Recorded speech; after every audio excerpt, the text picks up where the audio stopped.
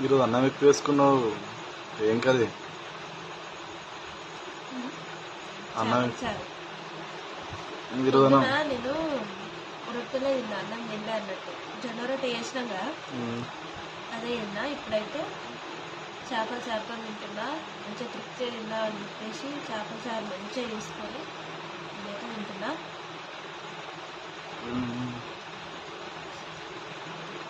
మాదైతే ఈరోజు చేపల చారు. మీరేం చేసుకుంటారు?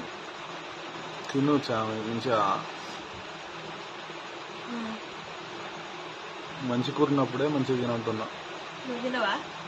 నేను తినను కదా నీసు. మా ఆయన అయితే చేపలు కూడా ఏమి ముట్టుకోడు, చికెన్ చేపలు ఏమి తినడు. మన ఏమైనా కూరగాయలే, అందుకే ఆయన కూడా నేను ఇద్దరికి నేను తినేస్తాను.